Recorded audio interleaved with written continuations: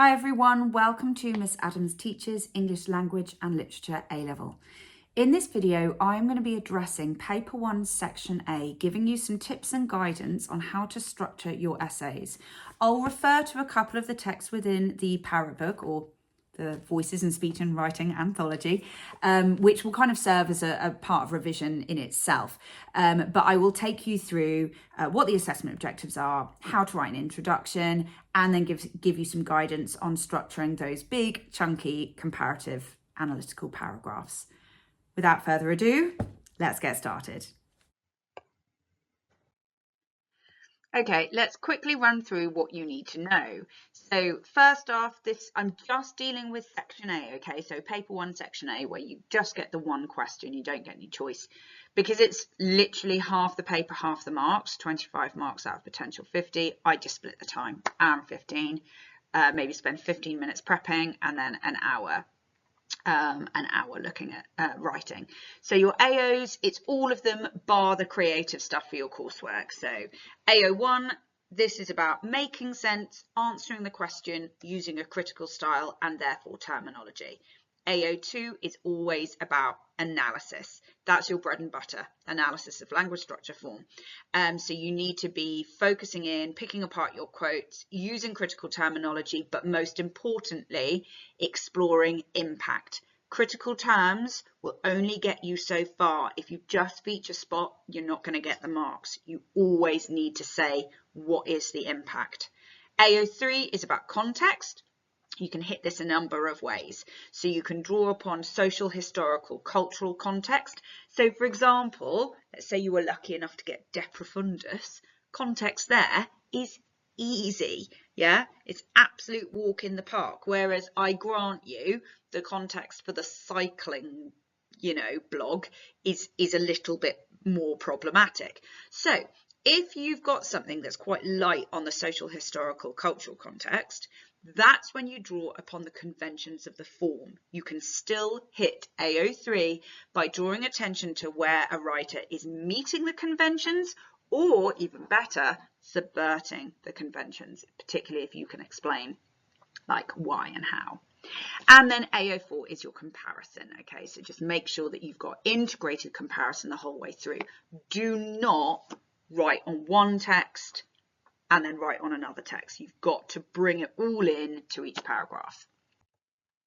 So step 1, review the text you know. I think, personally, other people might disagree with me, but I think the best thing to do is start with what you know. Boost your confidence by going, yeah, I know this, I've got this. And you can do it quickly, like quick recap. So obviously check the question first and see what you're dealing with. Like, is it 2 blogs? Is it 1 article and 1 speech? Like, just kind of check the context of the question, and then have a little reread of the anthology text. And as you're going in your planning space, jot down some trigger words to describe the genre, audience and the purpose, and any context reminders, and start jotting down trigger words for your topic sentences that are focused on tone of voice. So for example, with Brooker, you might, in your genre, audience and purpose, you'll be like opinion piece, inform, critique, persuade. You're going to think, your Brooker fans, social media, but then you're going to be thinking like rise of social media, cancel culture, all of these kind of contextual factors that are really, really relevant.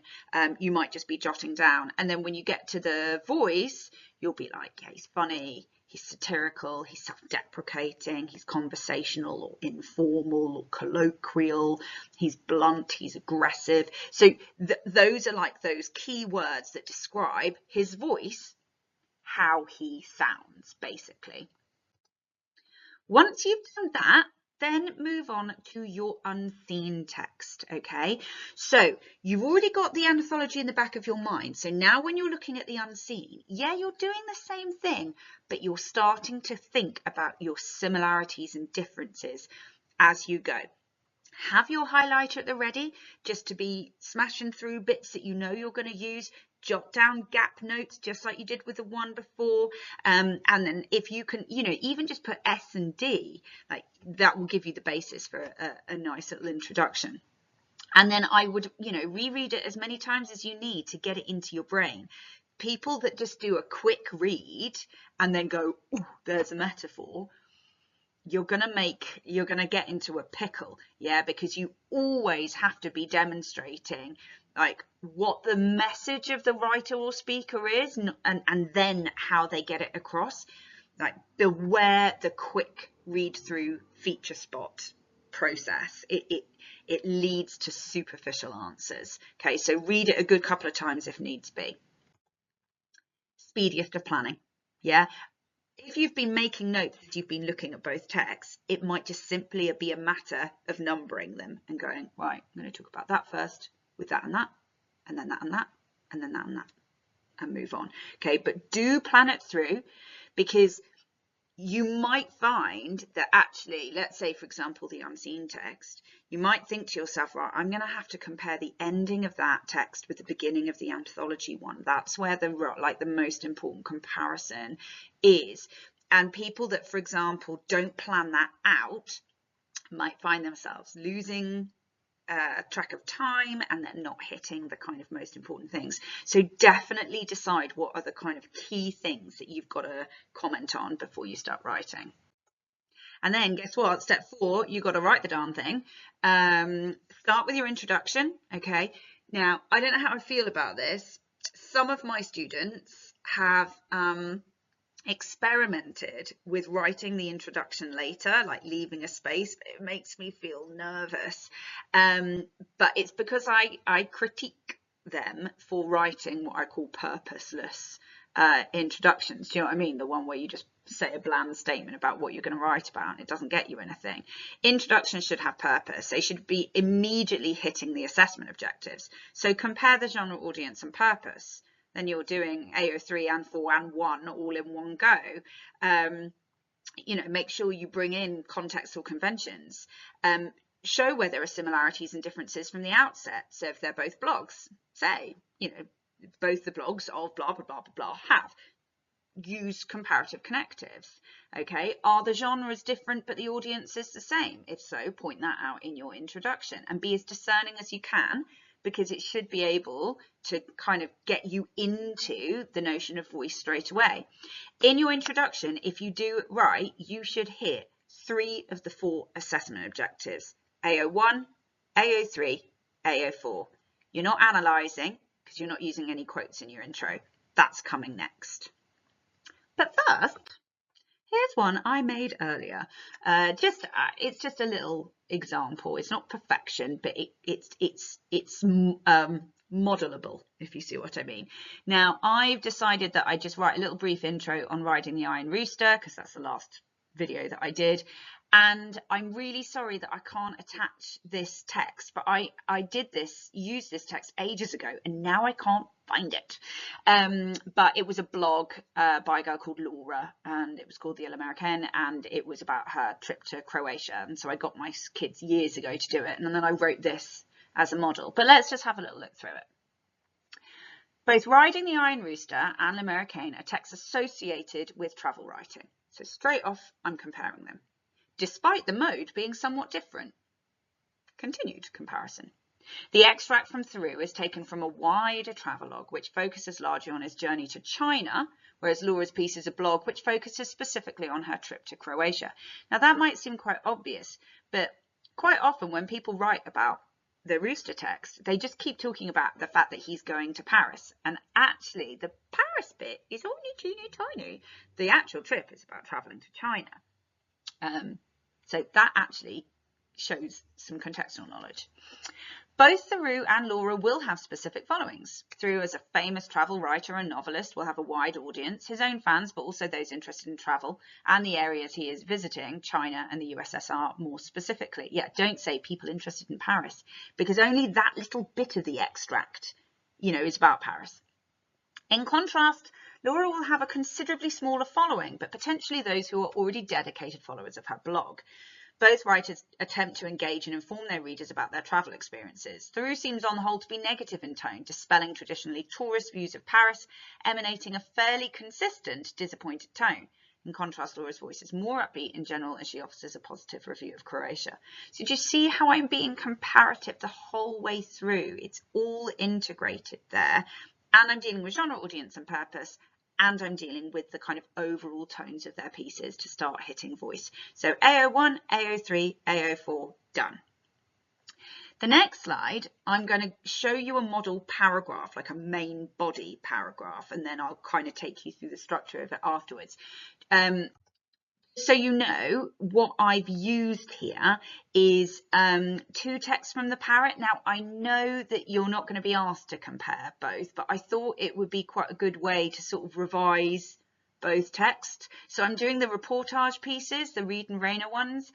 So yeah, caveat, I know that you're not going to compare two from here, but rather than make you look at an unseen that you've not seen before, I just thought, obviously, I thought it would be good revision. So let's have a little look at this. Both Reed and Rayner present natural disasters as devastating and traumatic, but use different voices to do so. So I'm comparative again. I'm straight, like all of my topic sentences for each beginning of paragraph is going to be comparative. And then I'm going to go specific. In Chris Rayner's account of the tsunami, his voice is blunt and detached. Right, so there's my voice descriptor. He refers to exposed bodies lying around and decaying. So very short little quote embedded in.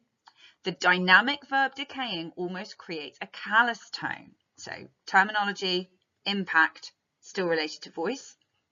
However, given that Rayner is reporting this verbally and the reportage has been transcribed for publication, his tone may be more to do with distancing himself from the horror of what surrounds him as he walks through the bodies. So now what I've done there is I've sneakily hit context, AO3, both through the actual understanding of what's going on, but also the method of production and referring to notions to do with genre there and purpose. So I've hit AO3 in a couple of ways there. This horror is emphasised through his factual tone, using statistics to present the vast number of casualties. The government has confirmed 95,000 dead and 77,000 missing. The use of hard evidence, as well as being a feature of reportage, emphasises the impact of the natural disaster, not just the immediate impact, but the uncertainty of the death toll to come. So what I've done there is by using multiple quotations, I've been able to develop my point about his tone and demonstrate wider understanding of the text. So I've been able to create more of a developed response before I'm now shifting over to the other text. So this is where my comparative link will come in. Unlike Rayner's reportage, comparison, Reed's more conversational tone using literary features and carefully crafted language is also effective in creating the chaos of the disaster. In her account, Reed juxtaposes the calm tranquility of the ocean with the horror of the earthquake to come. So I'm getting into those linguistic and literary methods here. She recalls the luminous corals and languorous turtles silhouetted in the deep blue of the ocean.